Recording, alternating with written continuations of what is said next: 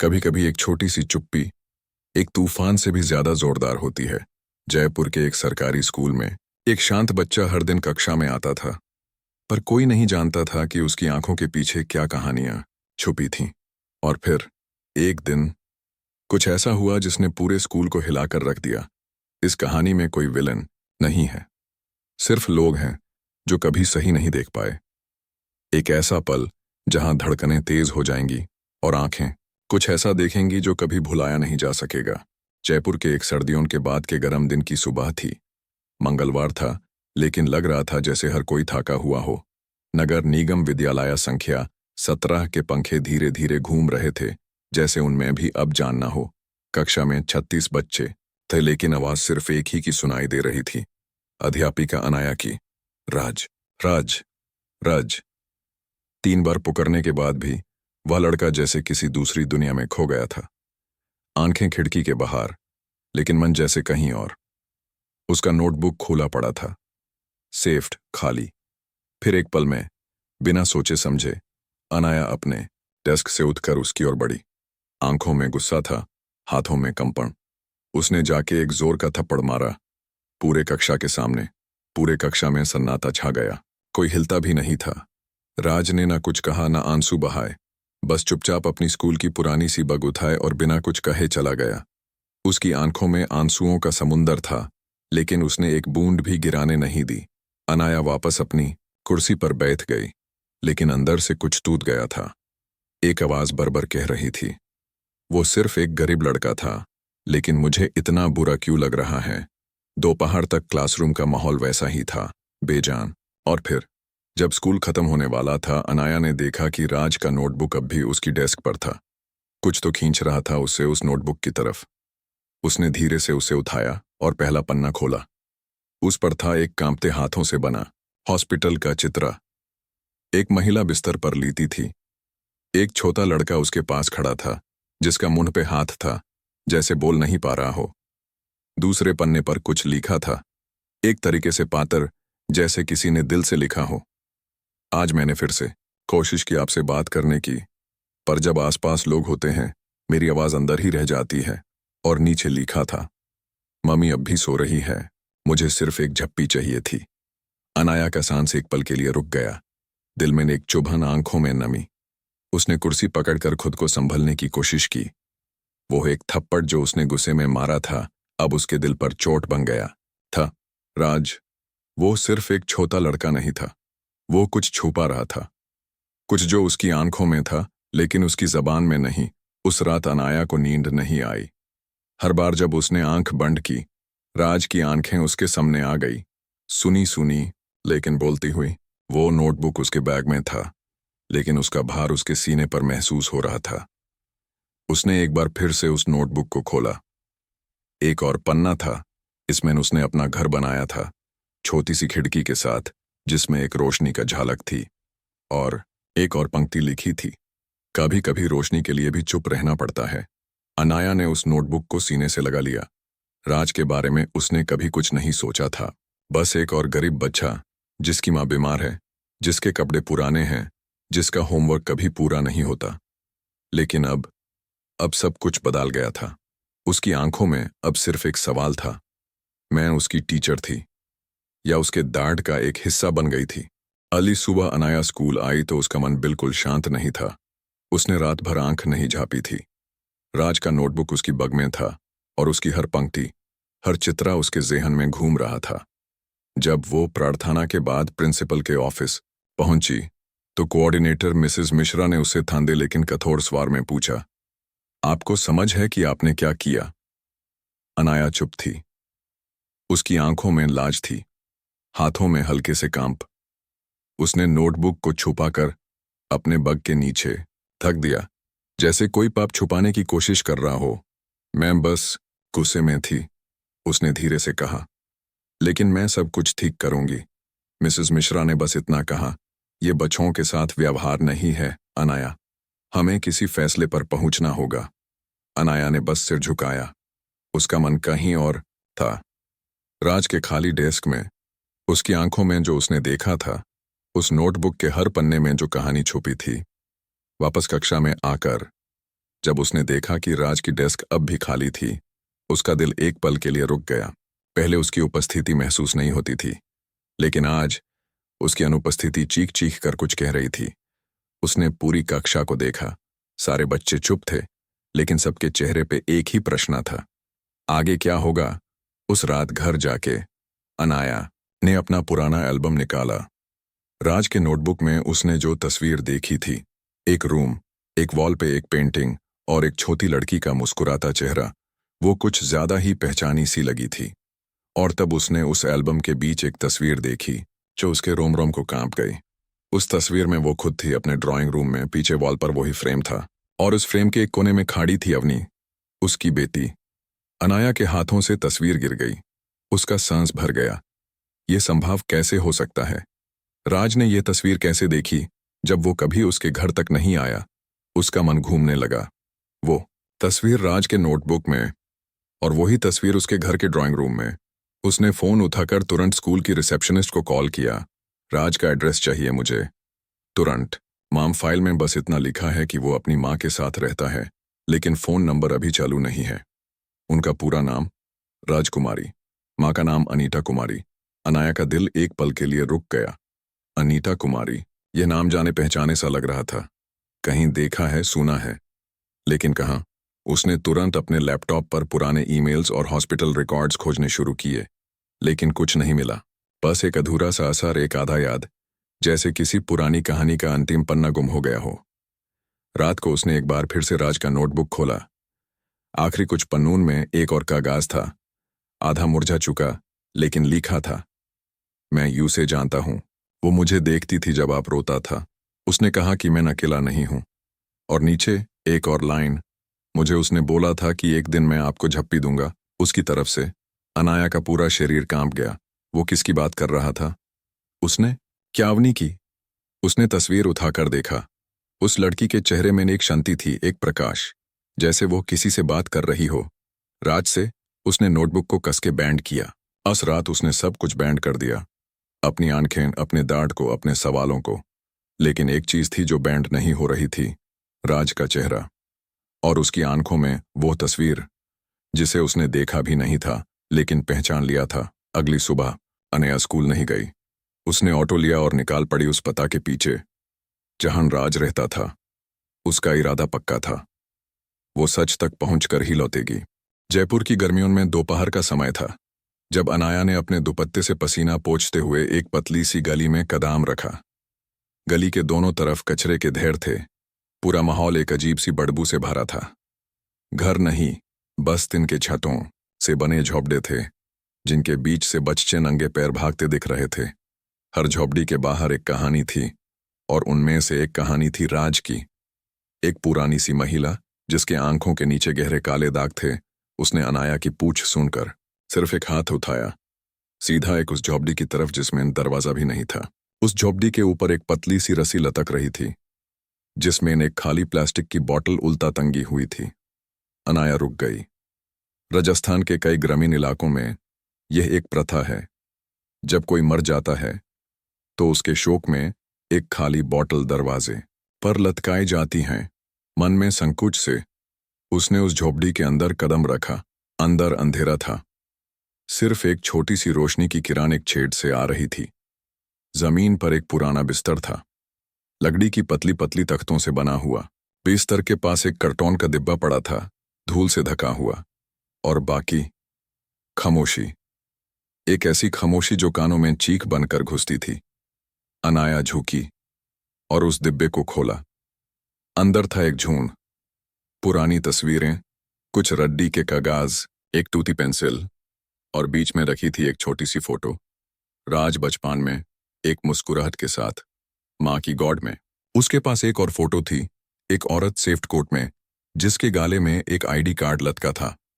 अनीता कुमारी, emergency paediatrics. Anaya की सांसें रुक गई। अनीता कुमारी, यह तो वही नाम था जो उसने स्कूल के रिकॉर्ड में सुना था। पर पीडियाट्रिक इमरजेंसी मतलब अनीता एक नर्स थी? यह उसके सब असम्पशंस के विपरीत था। स्कूल में सबने तो कहा था कि राज की माँ बीमार रहती है, काम नहीं करती, हॉस्पिटल जाने की हालत में भी नहीं होती। तो फिर यह सच क्या था? तस्वीर के पीछे कुछ लिखा था, पेन से धीरे धीरे लिखे गए शब्द, उसने मेरी बेटी को बचाया। लेकिन किसी ने कभी नहीं जाना। अनाया का शरीर ठंडा पड़ गया। उसने फोटो को हाथ में लिया जैसे उसमें कोई प्राण हो। मेरी बेटी? क्या इसका मतलब अवनी? लेकिन कैसे? कौन सी रात? कौन सा हॉस्पिटल? उसके मन में एक के बाद एक सवाल घूमने लगे, लेकिन किसी भी प्रश्न का उत्तर उस झोपड़ी के अंधेरे में नहीं था। सिर्फ छोटी छोटी यादें थी जो राज ने संभाल कर रखी थी। वो कार्टून के नीचे एक नोटबुक लगी और उसने धीरे से उसे उठाया। ये नोटबुक राज का नहीं था, ये अनीता का था। उसमें कुछ मेडिकल नोट्स थे, लेकिन बीच बीच में पर्सनल थॉट्स भी लिखे गए थे। एक पन्ना था जहां लिखा था, अवनी 7 साल की लड़की, road accident, severe bleeding, CPR दिया, स्टेबलाइज्ड, जान बच गई। माँ रो रही थी। मैंने बस उसकी आंखों में देखा और समझ गई कि मैं अपना फर्ज निभा रही हूं। अनाया की आंखों से आंसू टपक पड़े। वो याद करने लगी उस रात को जब अवनी को एक रोड एक्सीडेंट के बाद इमरजेंसी में ले जाया गया था। सब कुछ एक धुंध में था, लेकिन हाँ, उस रात किसी नर्स ने उसे संभाला था, किसी ने उसकी बेटी के लिए जान दान दिया था। शायद वो अनीता ही थी। अनाया बाहर आई, लेकिन पैर उसके सूने हो गए थे। उसका दिमाग अब भी उस नोटबुक के पन्ने में लटका था। जब उसने कार में बैठकर उस नोटबुक को सीट पर रखा तो उसे लगा जैसे वो नोटबुक उसे कुछ कह रहा हो। हर पन्ना, हर लफ्ज, हर लाइन एक कहानी बुनता जा रहा था। उसने एक बार फिर से नोटबुक के अंतिम पन्नून में देखा। एक मोड़ी हुई पुरानी सी कागज की पट्टी थी जिसमें बस एक नाम लिखा था, अवनी, और उसके नीचे एक छोटी सी बात। उसने कहा था कि जब तुम उदास होती हो तो रोशनी कम हो जाती है, मैं वापस ले आऊंगा। उस पल अनाया ने आंखें बैंड की। उससे समझ नहीं आ रहा था कि वो किस दाड़ में डूब रही थी, अपने किए पर शर्मिंदा होने का, या किसी अजनबी के लिए जज्बात महसूस करने का, या इस बात का कि वो राज को कभी समझ ही नहीं पाई। उसने कर चालू की। जयपुर के रास्ते अब उसके लिए पहचाने हुए नहीं रहे। हर मोड़, हर बिल्डिंग एक नए सच का संकेत लग रही थी। वो अब किसी और दुनिया में कदम रख चुकी थी। एक ऐसी दुनिया जहां एक लड़का, जिसके पास ना आवाज थी, ना शब्द, सिर्फ एक नोटबुक से दुनिया को समझा रहा था कि दाढ़ बोलते नहीं, लेकिन महसूस होते हैं। अनाया ने कर की हेडलाइट्स बैंड की और घर के बाहर एक गहरी सांस ली। राज का नोटबुक अब भी उसके हाथ में था, लेकिन उसका वजन बढ़ता जा रहा था, जैसे हर पन्ना अब सिर्फ कागज नहीं, एक राज हो। रात के 10 बज चुके थे, लेकिन उसका मन अभी भी राज के घर में देखे हर छोटी छोटी चीज में उलझा हुआ था। उसने खुद से एक सवाल पूछा, अगर वो नर्स अनीता अवनी की जिंदगी बचाने वाली थी, तो क्या यह सिर्फ इत्तेफाक था या कुछ और? घर पहुंचकर उसने बग रखा नहीं, सीधा अपनी स्टडी टेबल के पास जाकर नोटबुक खोला। रोशनी सिर्फ एक छोटी टेबल लैंप से आ रही थी। नोटबुक के आखिरी कुछ पन्ने फिर से देखे, जैसे उसमें कोई छुपी हुई आवाज हो जो बस उसके लिए लिखी गई हो। एक मुरझा हुआ कागज का टुकड़ा गिर गया, जैसे किसी पुराने दिन की याद हो। उसमें लिखा था, तस्वीर में जो लड़की मुस्कुराती है, उसने मुझे बोला कि मैं तुमसे मिलूं। उसने कहा कि तुम्हें एक झप्पी चाहिए थी, और वो उसका तेना भूल गई थी। अनाया का गला सूखा गया। आंखों के सामने अवनी का चेहरा घूम गया। उसकी छोटी छोटी बातें, उसकी हंसी, उसका हाथ पकड़ना जब दार लगता था, सब कुछ एक पल में वापस लौट आया। उसने अपने सीने पर हाथ रखा, जैसे दिल की धड़कन को रोकना चाहती हो। यह राज कैसे जानता था? उसने खुद से पूछा, लेकिन जवाब सिर्फ खामोशी थी। सुबह स्कूल पहुंचते ही उसने स्टाफ रूम में कदम रखा। हर आंख उस पर टिकी हुई थी। किसी ने कुछ कहा नहीं, लेकिन हर नजर में एक सवाल था, क्या तुमने वाकई एक स्टूडेंट को थप्पड़ मारा? अनाया ने आंख मिलाई नहीं। वो सीधा प्रिंसिपल के रूम में गई। मिसेस मिश्रा ने उसे देखा और कहा, अनाया, हमें सस्पेंशन की सोचनी पड़ रही है। लेकिन अनाया ने हाथ उठाकर रोका। मुझे बस एक दिन और चाहिए, एक दिन, मुझे कुछ ढूंढना है। प्रिंसिपल ने थोड़ा हिचकिचाकर हाँ कर दिया। एक दिन, उस दिन अनाया ने कोई कक्षा नहीं ली। उसने अपना पुराना लैपटॉप खोला, जिसमें अवनी के एक्सीडेंट के बाद के कुछ डिजिटल रिकॉर्ड्स थे। उसने हॉस्पिटल के इमरजेंसी सेक्शन के ईमेल लॉग खोले। एक entry, 27 January 2021, critical case received. Pediatric trauma, stabilized after 19 minutes. Lead nurse Anita Kumari. Anaya का सर घूम गया। यह वाही रात थी, वाही इमरजेंसी, वाही नाम। अनीटा, उसने धीरे से नाम दोहराया, एक बार नहीं बार बार। उसके आंसू रुक नहीं रहे थे। रज उसी महिला का बेटा था जिसने उसकी बेटी की जान बचाई थी। और उसने उसने उस बच्चे पर हाथ उठाया। वो बच्चा जो बोल भी नहीं पता था, जो सिर्फ तस्वीरें बनाता था, जो सिर्फ लिखकर दर्द समझाता था। रात को उसने एक बार फिर नोटबुक उठाया। एक छोटी सी चिट्ठी थी जो पहले उसकी नजर से छुपी थी। उसमें बस इतना लिखा था। उस रात जब मम्मी ने मुझे चुपचाप संभाला, उसने मुझे कहा कि कभी किसी की रोशनी मत बुझाना, चाहे तुम अंधेरे में हो, आप अंधेरे में हो, मैं आपकी रोशनी ढूंढ रहा हूं। अनाया ने नोटबुक को अपने सीने से लगा लिया। पहली बार उसने महसूस किया कि राज सिर्फ एक स्टूडेंट नहीं, एक सेतु था।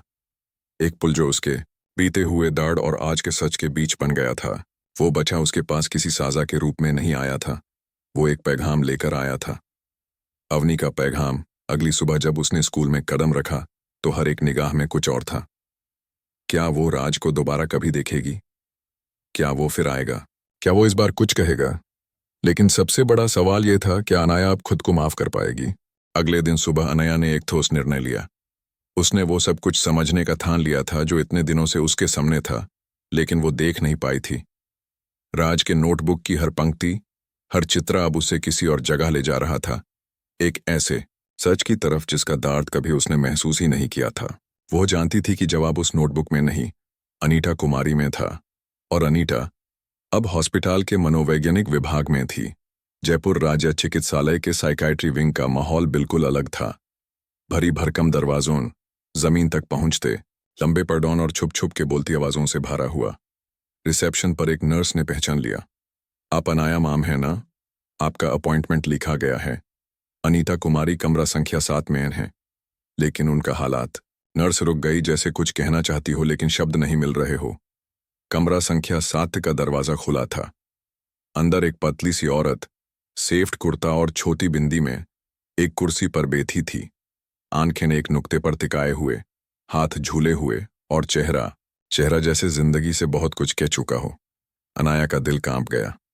अनीता, उसने धीरे से कहा। अनीता ने देखा नहीं। उसकी आंखें अब भी सीधा दीवार पर टिकी थी, लेकिन उसके हाथों में एक पुराना सा कपड़ा था, एक तरह का रुमाल। उस रुमाल के कोने पर लिखा था, राज। अनाया ने धीरे से कुर्सी खींचकर उसके पास बैठना शुरू किया। फिर उसने अनीता का हाथ अपने हाथ में ले लिया। वो हाथ बिल्कुल ठंडा था, जैसे सालों से किसी ने छुआ ना हो। मैं अनाया हूं, अवनी की मां, उसने कहा। इतना सुनते ही अनीता के हाथ कांपने लगे। उसकी आंखों से पहली बार कुछ हलचल हुई। उसने अनाया की ओर देखा, एक पल के लिए ही सही, लेकिन उस नजर में जो था उसने अनाया का दिल छेड़ दिया। अवनी। अनीता के होंठ हिलके पर आवाज नहीं निकली। अनाया के आंसू बहने लगे। उस रात तुमने मेरी बेटी को बचाया था। मैं तुम्हें कभी पहचान नहीं पाई। अनीता की आंखों में आंसुओं का दरिया था। उसने अपने होंठ चुसकर कहा, मैं यूज कभी नहीं भूल पाई। उसने मुझे हाथ पकड़ के कहा था, आप रोशनी हो। अनाया की सांस रुक गई। यह वही बात थी जो राज के नोटबुक में लिखी थी। वो तुमसे मिली थी?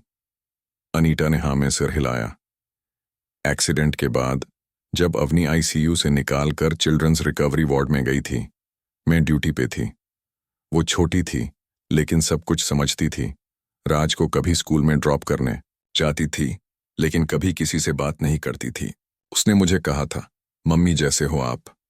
अनाया का दिल भर आया। फिर राज। अनीता ने एक गहरी सांस ली। राज ने उससे देखा था, उसके साथ खेलता था। वो दोनों कभी कभी एक दूसरे को छोटी छोटी तस्वीरें देते थे।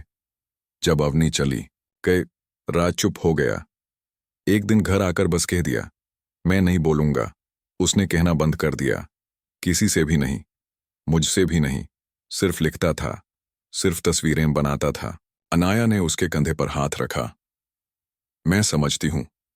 अनीता की आंखों में एक और आंसू था। मैं राज को संभाल रही थी, लेकिन फिर एक दिन घर में बेहोश हो गई।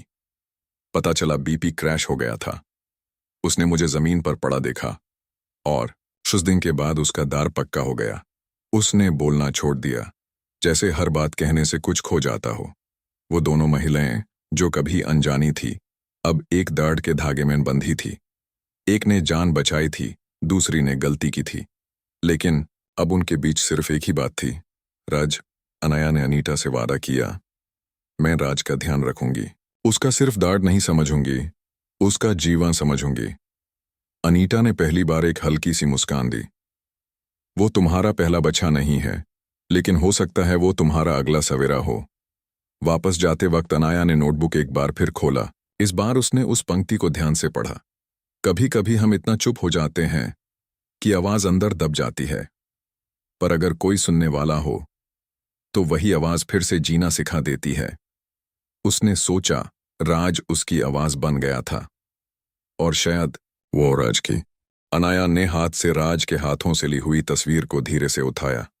उसके उंगलियों में कंपान था, लेकिन आंखों में एक ऐसी गहराई थी जो उसने कभी महसूस नहीं की थी। तस्वीर पुरानी थी, हल्के पीलेपन से भरपूर, लेकिन उसकी रोशनी अब भी बरकरार थी।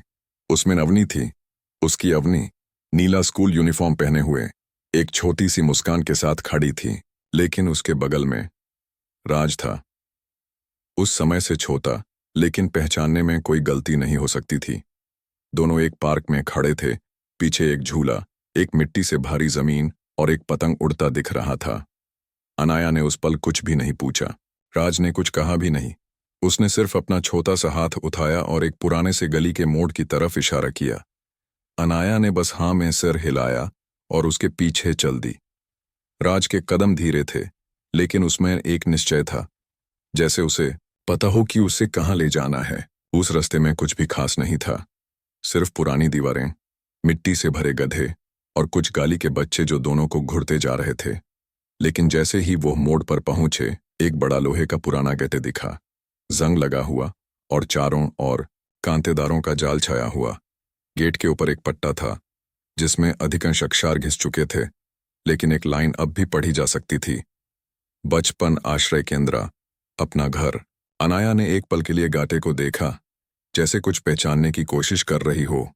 राज ने बिना कुछ कहे गाटे धक्का दिया। वो खुल गया, हल्की सी चर चार की आवाज के साथ। अंदर एक छोटा सा कोर्टयार्ड था, बीच में मिट्टी का मैदान, एक कोने में छोटा सा झूला और एक पुरानी इमारत जिसका रंग उदा हुआ था। एक महिला जो 50 के आसपास की लग रही थी, उन्हें देख कर आई। राज ने उसके सामने खड़े होकर बस आंखों से उसकी तरफ देखा। महिला का चेहरा पल भर को सरप्राइज में था। राज बेटा, तुम? फिर उसकी नजर अनाया पर गई। आप? अनाया ने अपना परिचय दिया। महिला ने हाथ जोड़कर नमस्ते किया। मैं लीला हूं, यहां पिछले 10 साल से काम कर रही हूं। राज यहां पहले आया करता था, अवनी के साथ। अनाया का दिल धक से रह गया। आप मेरी बेटी को जानती थी? लीला ने उसका हाथ थामा। मैं सिर्फ उसे जानती नहीं थी मैम, उसने यहां रोशनी फैलाई थी। वो अवनी एक नूर थी। एक्सीडेंट के बाद जब उसका शरीर ठीक हो रहा था, उसने यहां काउंसलिंग लेना शुरू किया था। हमारे थेरेपिस्ट उसके साथ काम करते थे। उस समय राज भी यहां था। उसके पिता के गुजर जाने के बाद अनीता उसे यहां छोड़ती थी जब ड्यूटी में होती थी। अनाया की आंखें आंसुओं से भरी जा रही थी। वो दोनों? लीला ने हाँ में सिर हिलाया। राज सिर्फ अवनी से बोलता था। पहले पहले दोनों चुप रहते थे, फिर एक दिन एक दूसरे को छोटी छोटी तस्वीरें देने लगे। एक दिन अवनी ने लिखा था, जब मैं बड़ी हो जाऊंगी तो राज को संभालूंगी। अनाया की रातों की नींद जैसे एक पल में वापस लौट आई हो, सिर्फ इस समझ से कि उसकी बेटी कभी अकेली नहीं थी। लीला ने उन्हें अंदर बुलाया। एक कमरा था, सुंदर, लेकिन जिसमें वक्त थमा हुआ था। कॉर्नर में एक वुडन रैक था जिसमें हर बच्चे का नाम लिखा था। एक ड्रॉर पर लिखा था, अवनी। लीला ने उसे खोला। अंदर थे कुछ पुराने खिलौने, एक टूटा हुआ रंग बिरंगा पेंसिल बॉक्स और एक छोटी डायरी। अनाया ने डायरी उठाई। उसमें अवनी के लिखे शब्द थे, बचपन में लिखे, लेकिन अनुभव से भरे हुए। मैं जब दार्ड में होती हूँ, राज मुझे देखता है बिना कुछ पूछे। वो मुझे याद दिलाता है कि मैं अकेली नहीं हूं। और एक और पंक्ति, जब सब छोड़ देते हैं, कुछ लोग बस बैठ जाते हैं तुम्हारे पास, और वही सबसे खास होते हैं। अनाया की आंखें बार बार बांड हो रही थी, जैसे वो सब कुछ महसूस करना चाहती हो लेकिन एक सांस में नहीं कर पा रही हो। राज ने उसके हाथ से डायरी ली, उसमें से एक छोटा चित्र निकाला। उसमें अवनी थी, एक सूरज बना रही थी, और राज उसके पीछे खड़ा था, एक छाता लेकर। उस छाता पर लिखा था, मैं तुम्हारी रोशनी बचा के रखूंगा। उस पल अनाया ने राज को पहली बार एक टीचर की नजर से नहीं, एक मां की आंखों से देखा। उसने उसका सिर छुआ, धीरे से, पूरे प्रेम से। राज ने कुछ नहीं कहा, लेकिन उसके हाथों की थरथराहट रुक गई, और उसकी आंखों में एक आशा की किरण थी। वो कमरा, वो आश्रम, वो डायरी, सब कुछ अनाया के लिए एक नया अध्याय बन गया, जहां एक बार फिर से उसने जीना सीखा। अवनी कैद थी लेकिन अपना एक हिस्सा छोड़ गई थी, और राज उस हिस्सा का संरक्षक बन गया था। बस अगले सुबह जब अनाया ने स्कूल के में गेट से कदम रखा, तो हर एक चीज जैसे पहली बार नजर आई। सेम बिल्डिंग, सेम क्लासरूम, वही घंटी की आवाज, लेकिन अब सब कुछ अलग था। शायद इसलिए नहीं कि दुनिया बदल गई थी, बल्कि इसलिए क्योंकि उसकी आंखों ने देखना सीख लिया था। जब उसने राज की खाली डेस्क देखी, तो एक ठंडक सी दिल में उतार गई। खाली कुर्सी पहले एक डिसिप्लिन का नुकसान लगती थी, अब वो एक कहानी थी जो हर दिन लिखी जा रही थी, बिना किसी शब्द के। अनाया ने उस दिन कक्षा में कोई पाठ नहीं पढ़ाया। उसने अपने बैग से एक पुरानी डायरी निकाली, राज का नोटबुक। उसने उसे डेस्क पर रखा और चुपचाप वहीं बैठ गई जहां राज अक्सर बैठता था, खिड़की के पास वाली सीट। जैसे ही घड़ी ने 9 बजाए, सूरज की पहली किरण सीधा उस डेस्क पर पड़ी। अनाया ने आंखें बंद कर ली। अवनी के कमरे में भी ऐसा ही होता था। रोज सुबह एक निर्धारित समय पर सूरज की रोशनी उसके तकिए पर पड़ती थी, और अवनी उस रोशनी में आंख खोला करती थी, बिना किसी शिकायत के। वो किरण जैसे दोनों को चोटती थी, राज और अवनी को। और अब अनाया भी उस रोशनी में खुद को पाने लगी थी। उसने स्कूल के पुराने अटेंडेंस रिकॉर्ड्स निकाले। राज और अवनी के नाम सेम सेक्शन में थे। 3 महीने तक वो दोनों एक ही कक्षा में थे, एक ही डेस्क पर, एक के बाद एक रोल नंबर। कैसे? मुझे कभी याद नहीं आया, अनाया ने खुद से पूछा, लेकिन जवाब उसकी अपनी दाढ़ में छुपा था। अवनी के एक्सीडेंट के बाद उसने सब कुछ अपने अंदर दाबा लिया था। यादें, लोग, नाम, चेहरे। उसने अवनी के बारे में बातें सुनना बंद कर दिया था, क्योंकि सुनने से दाढ़ उठता था। राज का वजूद शायद इसलिए उसके लिए एक प्रश्न था, क्योंकि उसने अपने दाढ़ के दरवाजे बंद कर रखे थे। लेकिन अब वो दरवाजे खुलने लगे थे। उसने क्लासरूम की दीवार की तरफ देखा, जहां बच्चों के बनाए हुए रंग बिरंगे चार्ट लगे थे। मेरा सपना, मेरी माँ, मेरा दोस्त। राज के चार्ट में कुछ नहीं था, या शायद सब कुछ था। एक छोटी सी ड्राइंग, जिसमें एक लड़की एक पेड़ के नीचे बैठी थी, और उसके सामने एक छोटा लड़का एक किताब लेकर आया। नीचे लिखा था, कुछ दोस्ती आवाज के बिना भी होती है। अनाया का दिल फिर से भर गया। उसने राज को कभी समझने की कोशिश ही नहीं की थी, सिर्फ एक और परेशान करने वाला बच्चा समझा। लेकिन उस दोस्ती में जो गहराई थी, उसका समर्पण उस लड़की के लिए जिसने यूं कभी जज नहीं किया, वो सब कुछ था। उसने लाइब्रेरी से 2 साल पुरानी एक फाइल मांगवाई, counselling records, emotional and behavioural support cases.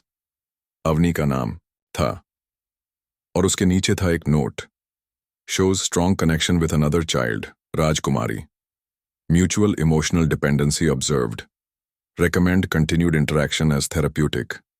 Anaya की आंखें भीग गई। स्कूल के थेरेपिस्ट ने पहले ही इस रिश्ते को समझा था, लेकिन उसने खुद उससे अनदेखा किया। उस समय वो खुद अपने गम में डूबी थी, स्कूल से लॉन्ग लीव पर थी। जब वो वापस आई, तब राज उसकी कक्षा में था, लेकिन उसने उस डांट की कॉन्टिन्यूटी को कभी महसूस ही नहीं किया। क्लासरूम अब खाली था, बच्चे गेम्स पीरियड के लिए बाहर गए थे। अनाया ने एक नोटबुक उठाई और पहली बार अपने दिल की बात लिखी। राज, मैंने तुम्हें देखा था, लेकिन सुना नहीं। मैंने तुम्हें समझा नहीं जब तुम चुप थे, लेकिन अब मैं तैयार हूं। तुम्हारे हर पंक्ति को पढ़ूंगी, हर तस्वीर को महसूस करूंगी। तुम्हारी खामोशी में अब मुझे अवनी की हंसी सुनाई देती है।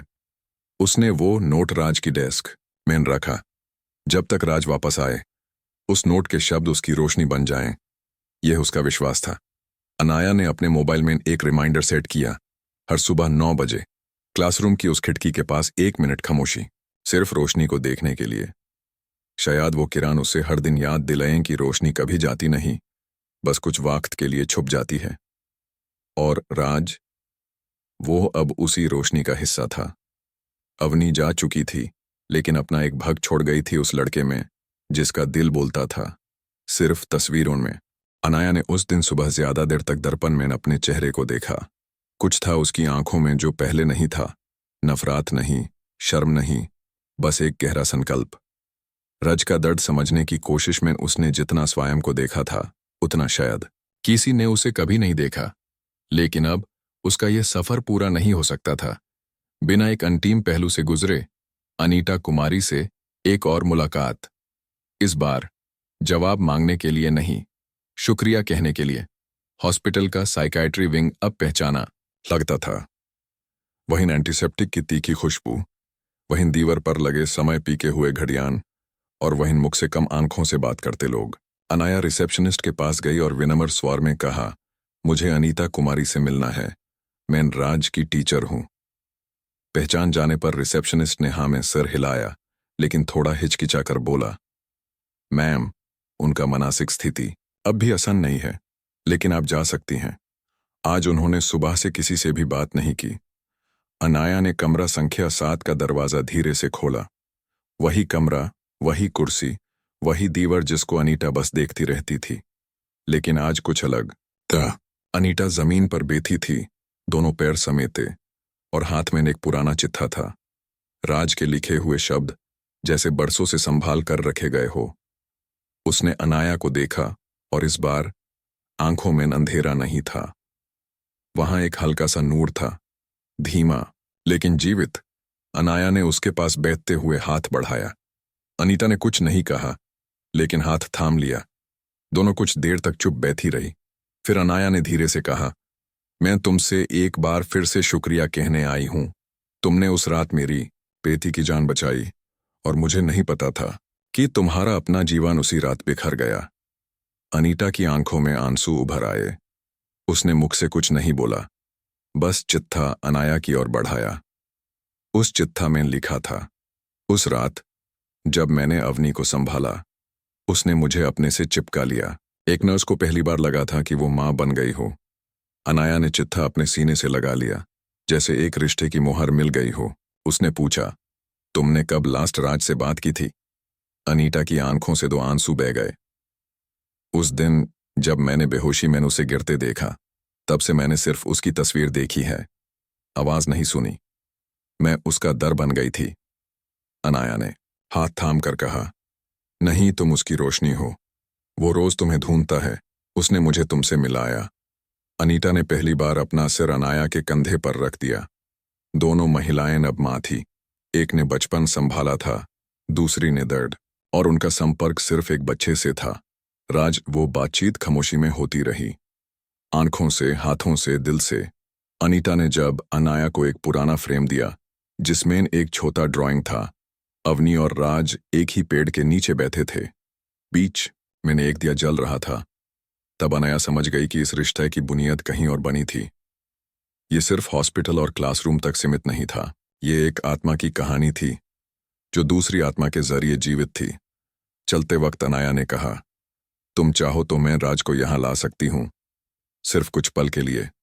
अनीता ने आंख बैंड करके सिर हिलाया। मुझे डर लगता है। अनाया ने उसका हाथ जोर से थामा। अब समय है डर से निकालने का। राज तैयार है, तुम भी हो। उस रात अनाया ने डायरी में लिखा, कभी कभी दर्द की वजह कोई घटना नहीं होती, एक संकेत होता है। राज और अवनी एक दूसरे का संकेत थे, और अनीता, वो दोनों की पहचान। अनाया खिड़की के पास बैठी थी। अंदर की रोशनी बैंड थी। बाहर का अंधेरा उसके चेहरे को छू रहा था, लेकिन उस अंधेर में एक चेहरा था, राज का, जो अवनी की हंसी के साथ मिलके एक प्रकाश की तरह चमक रहा था। अनीता ने शायद सबसे बड़ा बलिदान दिया था, और राज ने उसके हर आंसू को तस्वीर बना दिया। अब अनाया के पास एक नया संकल्प था, सिर्फ पढ़ाने का नहीं, सुनने का। एक हफ्ते बाद स्कूल के प्रिंसिपल ने सभी टीचर्स और अभिभावकों की एक विशेष बैठक बुलाई। मूल विषय था शैक्षणिक अनुशासन और मनोवैज्ञानिक सुरक्षा। मगर सब जानते थे, असली कारण कुछ और था। अनाया के थप्पड़ वाले घटना के बाद स्कूल प्रशासन पर बहुत प्रश्न उठे थे। पत्रिकाओं में छोटी खबरें आई थी। शिक्षिका ने मारी छात्र को छोटी सी बात पर चांटा और बिना सच समझे लोगों ने टिप्पणियां भी दे दी थी। आज सभी की नजर यूसी एक स्ट्रीट पर थी। अनाया कॉन्फ्रेंस हॉल भर चुका था। टीचर्स एक तरफ, माता पिता दूसरी तरफ और पोडियम के पीछे प्रिंसिपल मिश्रा जी। अनाया को पता था कि यूस बोलना होगा, लेकिन आज उस अपने को बचाने की जरूरत नहीं थी। उस सच कहना था। जब उसका नाम बुलाया गया, पूरे हॉल में सन्नाटा छा गया। उसने पोडियम पर कदम रखा, लेकिन हाथ में कोई कागज नहीं था, कोई नोट्स नहीं। सिर्फ एक नोटबुक थी, राज की। मैं अनाया हूं, इस स्कूल में अंग्रेजी पढ़ाती हूं। और हाँ, मैंने एक बच्चे को थप्पड़ मारा। गुस्से में नहीं, बेचैनी में। समझने के बजाय तुरंत फैसला लिया, जैसे अक्सर हम बड़े लोग करते हैं। उसकी आवाज में कंप थी, लेकिन आंखों में कोई शर्म नहीं। उसने नोटबुक खोला और एक पन्ना दिखाया। एक चित्र जिसमें एक छोटा लड़का एक औरत की पीठ के पीछे खड़ा था, हाथ में एक फूल, लेकिन मुनबैंड। यह राज का चित्र है। वो बोल नहीं पाता, लेकिन हर पंक्ति में चीखता है। जब मैंने उसे मारा, उसने कुछ नहीं कहा, बस चला गया। मगर उसने पीछे एक कहानी छोड़ दी, एक कहानी जो मैंने कभी पढ़ने की कोशिश नहीं की थी। सब लोग चुप थे। अब तक जो बैठक सिर्फ एक फॉर्मल कार्यक्रम लग रही थी, अब एक कैथार्सिस बन चुकी थी। अनाया ने फिर कहा, राज की माँ ने मेरी बेटी को एक दिन जिंदगी दी और मैं उस महिला के बच्चे को सम्मान भी नहीं दे पाई। ये कहानी सिर्फ मेरी नहीं है। ये कहानी हर उस बच्चे की है जो चुप रहता है, और हर उस माता पिता की जो समझने से पहले दान देते हैं। पीछे एक महिला रो रही थी। उठकर बोली, मैं सुमान हूं। मेरी बेटी क्विल को मैंने एक बार सिर्फ इसलिए थप्पड़ मारा क्योंकि उसने डी को बी लिख दिया था। पता चला यूज डिसलेक्सिया है। एक और पिता उठकर बोली, मेरा बेटा हर्ष हर वक्त चुप रहता था। हम सोचते थे कि उसमें कमी है। जब डायग्नोसिस हुआ, पता चला कि वो ऑटिज्म स्पेक्ट्रम पर है। बैठक अब किसी छवि सुधार या पॉलिसी डिस्कशन का केंद्र नहीं थी। ये सब लोगों की अंतिम और भूल चुकी कहानियों का एक सम्मेलन बन गया था। राज आज भी मौजूद नहीं था, लेकिन उसकी अनुपस्थिति सबसे बड़ी उपस्थिति थी। उसकी खाली डेस्क, उसकी बिना शब्द की चीख, उसकी नोटबुक के छोटे छोटे चित्र, सब यहाँ थे, सबके बीच, सबके अंदर। अनाया ने आखिरी बार कहा, मैं टीचर हूं, पर सबसे बड़ी सीख मुझे एक स्टूडेंट ने दी। उसका नाम राज है। शायद उसने मुझसे कभी एक शब्द नहीं बोला, लेकिन उसने मुझे जीना सिखा दिया, समझना सिखा दिया। मीटिंग समाप्त होने के बाद कई माता पिता उसके पास आए। किसी ने हाथ पकड़ा, किसी ने गले लगाया, किसी ने सिर्फ आंखों से आभार व्यक्त किया।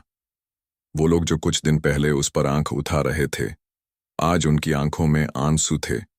स्वयं के लिए, अपने बच्चों के लिए, अपनी भूलों के लिए। एक छोटी सी लड़की ने अनाया के हाथ में एक चित्र दिया। एक लड़का एक बदाल के नीचे खड़ा था और एक सूरज उसके पीछे से निकला रहा था। नीचे लिखा था, मैं छुप हूं, पर मैं हूं। अनाया ने वो चित्र संभाल कर रखा। उस रात घर जाके उसने राज का नोटबुक खोला और एक खाली पन्ना देखा। उसने लिखा, आज उस डेस्क पर सिर्फ एक लड़का नहीं था, आज पूरे स्कूल ने सुनना शुरू किया। वो सब जो अब तक सिर्फ दीवार पे लटके थे, आज उनका समय आया। उस नोटबुक में एक और पंक्ति लिखी गई, खामोशी कभी कभी सबसे बड़ी आवाज होती है, अगर हम सुनना चाहें। उस दिन सुबह कुछ अलग था। ना हवा ज्यादा ताज़ा थी, ना घंटी कुछ अलग बजी थी, लेकिन फिर भी कुछ अंदर से कह रहा था, आज कुछ होने वाला है। अनाया ने स्कूल के गेट से अंदर कदम रखा तो हर कदम हल्का लगा, जैसे उसने किसी भारी बोझ को पीछे छोड़ दिया हो। उसके हाथों में राज का नोटबुक था। वही नोटबुक जिसमें अब हर पन्ना जीवित लगता था, जैसे हर पंक्ति सांस लेती हो। जब उसने कक्षा का दरवाजा खोला तो सभी बच्चे अपनी जगह पर शांत बैठे थे, लेकिन सबसे अंतिम डेस्क पर वही जो हमेशा खाली दिखती थी, आज एक रोशनी थी। राज वापस आ गया था। वही पुरानी फेडेड सी बग, वही घिसे हुए जूते और वही आंखें जो बोलती थी बिना बोले। अनाया ने उसे देखा और बस एक हल्की मुस्कान दी। उसने किसी और से कुछ नहीं कहा, सिर्फ धीरे से चल उठा और बोर्ड पर लिखा। कभी कभी बोलने के लिए सिर्फ एक पल चाहिए होता है। फिर उसने नोटबुक उठाया और राज के डेस्क के पास गई। धीरे से झुकती है ताकि उसकी आंखों के सामने आ सके। पूरी कक्षा में सन्नाटा था। अनाया ने कहा, राज, मैंने तुमसे सीखा है कि खामोशी भी बोलती है, लेकिन आज अगर तुम चाहो तो मैं सुनने को तैयार हूं। सिर्फ एक शब्द भी चलेगा। राज ने आंखों में कुछ अलग सी चमक के साथ उसकी ओर देखा। फिर उसने अपनी बग से एक कागज निकाला। नए ड्राइंग पेपर पर 3 चेहरे थे, एक लड़का, एक लड़की और एक औरत। तीनों एक दूसरे का हाथ पकड़े हुए। पीछे एक हॉस्पिटल था जिसमें सूरज उगता हुआ दिखाया गया था। उसके नीचे लिखा था, थोड़ा टेढ़ा मेढ़ा लेकिन साफ, अब रोशनी वापस आ गई। अनाया का गाला भर आया। उसने अपनी आंखों के कोने को साफ किया और कागज को पूरे क्लास को दिखाया। सभी बच्चे चुप थे। कुछ के चेहरे पर मुस्कान थी, कुछ के गाल पर आंसू। और फिर एक पल के लिए राज ने होठों को हिलाया। पहली बार 3 सालों में उसने कहा, बहुत धीरे, बहुत संभाल कर, धन्यवाद दिया। पूरे कक्षा में एकदम सन्नाटा था, जैसे समय रुक गया हो। अनाया ने पहले समझा नहीं। फिर उसके सामने एक तस्वीर उभरी। अवनी उसे तिया बुलाती थी, सिर्फ अवनी। राज के लिए अनाया कभी शिक्षिका थी, कभी सजा देने वाली, लेकिन उस पल वो उसकी तिया थी। अनाया ने उससे गले लगा लिया, धीरे, संभाल कर, जैसे कोई अपने बिखरे टुकड़े को फिर से जोड़ रहा हो। राज ने कुछ नहीं कहा, बस अपने छोटी सी जेब से एक और कागज निकाला। उसमें एक और चित्रा था, एक क्लासरूम जिसमें एक खाली कुर्सी थी और उसके ऊपर लिखा था, अब यहां कोई खाली नहीं है। क्लास के सभी बच्चे ताली बजाने लगे। किसी ने कहा, राज भैया ने बात की। किसी ने कहा, वो बोलते हैं। लेकिन अनाया सिर्फ चुप थी।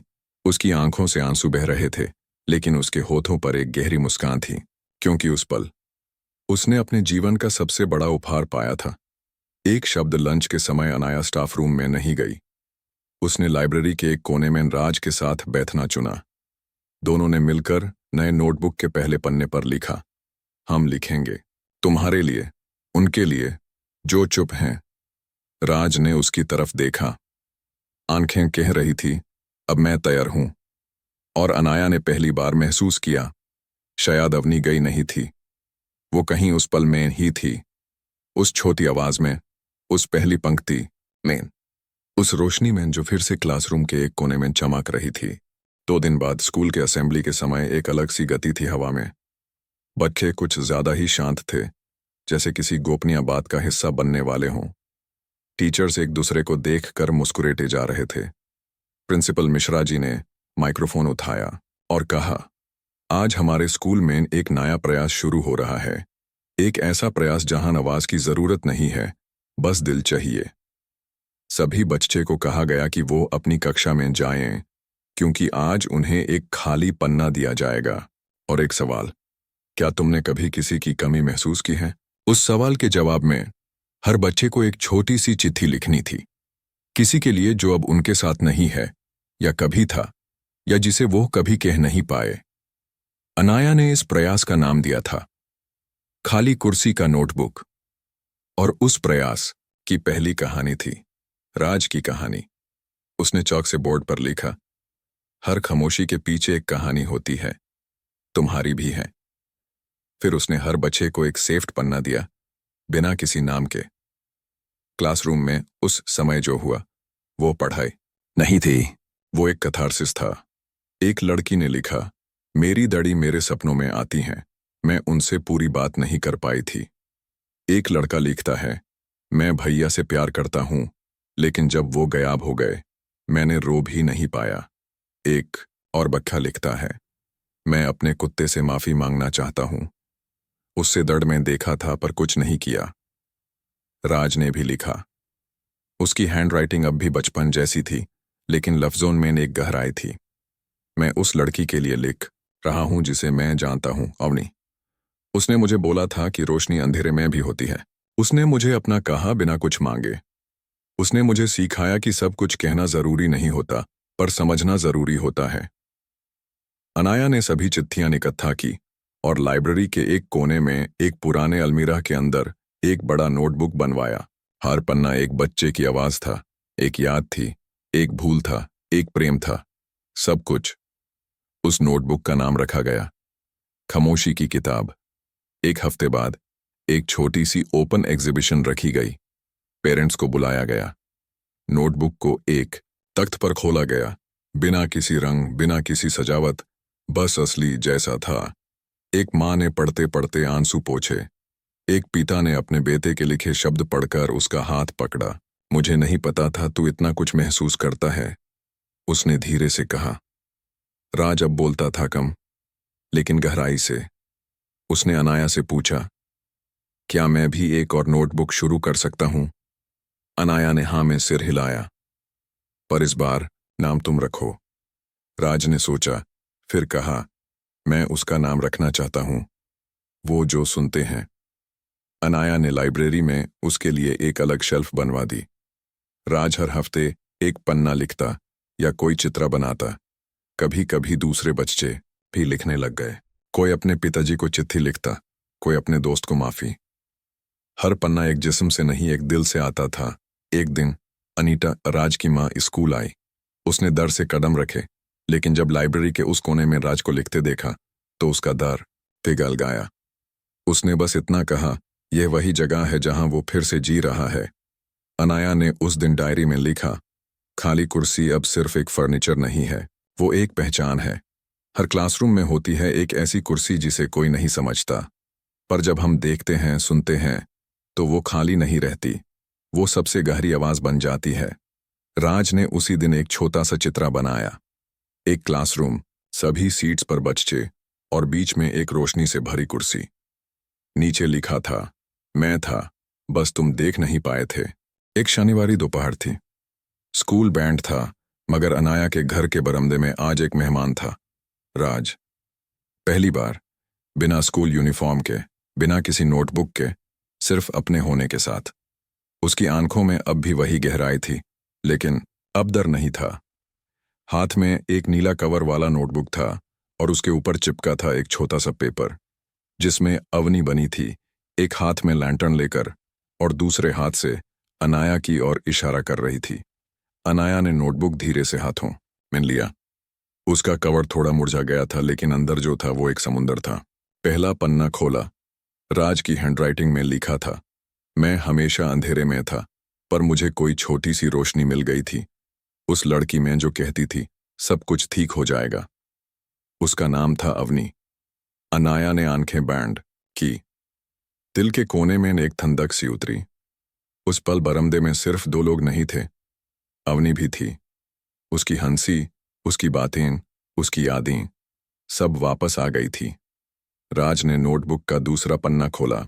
उसमें छोटी छोटी तस्वीरें थी, एक माँ, एक टीचर, एक बच्चा, सब हाथ पकड़कर एक और छोटी सी रोशनी के साथ एक पेड़ के नीचे खड़े थे। नीचे लिखा था, जब रोशनी चली जाती है तो कुछ लोग जलते हैं, दिया बनकर। आप दिया बनी थी। अनाया ने राज के कंधे पर हाथ रखा। मैं नहीं, तुम हो। तुमने उस रोशनी को संभाला जब मैं भूल गई थी कि अंधेरा सिर्फ दिखाई देता है, लेकिन रोशनी महसूस होती है। राज ने एक और कागज निकाला। इस बार एक लेटर था। उसने अनाया के हाथों में दिया। मैं बोलकर नहीं कह पाता, पर लिख कर आसान लगता है, उसने धीरे से कहा। अनाया ने लेटर खोला। दिया, जब सब कुछ टूट गया था, तब आपने मुझे बंधना शुरू किया, पहले थोड़ा, फिर धीरे धीरे। मैं सोचता था कि आप मुझे कभी नहीं देखेंगे जैसे अवनी ने देखा था, पर जब आपने उस दिन मेरा सिर छुआ, मुझे लगा जैसे मैं वापस अपने घर में हूं। मैं आपके लिए एक आखिरी चित्र बनाना चाहता हूं। जब तक आप यूज देखें, तब तक मैं कहीं दूर हूं, लेकिन यहीन हूं। अनया ने देखा, राज अपने बग से एक फ्रेम निकाल रहा था, एक छोटी सी पेंटिंग, लेकिन दिल के किसी कोने में बिजली सी छूने वाली। अवनी, राज और अनया तीनों एक पतंग उड़ा रहे थे और पतंग के धागे पर लिखा था, अब दाढ़ उड़ता है, बस पतंग बनकर। उस पल अनाया के अंदर कुछ टूट कर बिखर गया और उसी के साथ कुछ जोड़ गया। आंखों से आंसू बहते रहे, लेकिन उन आंसुओं में अब शोक नहीं था। उसमें एक नया जीवन था, एक शुद्ध करुणा थी, एक समर्पण जिसमें दाढ़ भी था और शांति भी। कुछ हफ्ते बाद राज स्कूल में कला प्रतियोगिता में पहली बार भाग लिया। उसका चित्रा एक लाइब्रेरी थी जिसमें हर शेल्फ से रोशनी निकाल रही थी। एक छोटी सी कुर्सी सबसे बीच में थी। नीचे लिखा था, ये मेरी जगह है, यहाँ मेरी आवाज सुनाई देती है। राज अब हर शनिवार अनाया के घर आता, कभी ड्राइंग करता, कभी बस शांत बैठता। अनीता ने अपना इलाज घर से शुरू कर दिया था। अनाया कभी कभी यूज कॉल करती, दोनों एक दूसरे के दर्द में साथी बन चौकी थी। स्कूल में खाली कुर्सी का नोटबुक अब एक छोटी पुस्तक बन चुका था। हर साल नए बच्चे अपनी आवाज लिखते थे और पुराने पन्ना सिर्फ यादों में नहीं, सीख में बदलते गए। उस रात जब सब कुछ शांत था, अनाया ने एक अंतिम बार राज का नोटबुक खोला। आखिरी पन्ना खुला, वहां लिखा था, मैंने अपने पहले शब्द तुमसे कहे, अब मेरे सारे शब्द तुम्हारे लिए हैं। तुम सुनती हो, इसीलिए मैं बोलता हूं। तिया, मैं तुम्हें रोशनी लौटा रहा हूं, अवनी की तरफ से। अनाया ने नोटबुक बंद किया, खिड़की खुली छोड़ी। रात की हल्की हवा आई जिसमें एक आवाज थी, एक मुस्कान थी। शायद अवनी की, शायद राज की, शायद खुद उसकी। उसने आंख बंद की और धीरे से कहा, मैं सुन रही हूं बेटा।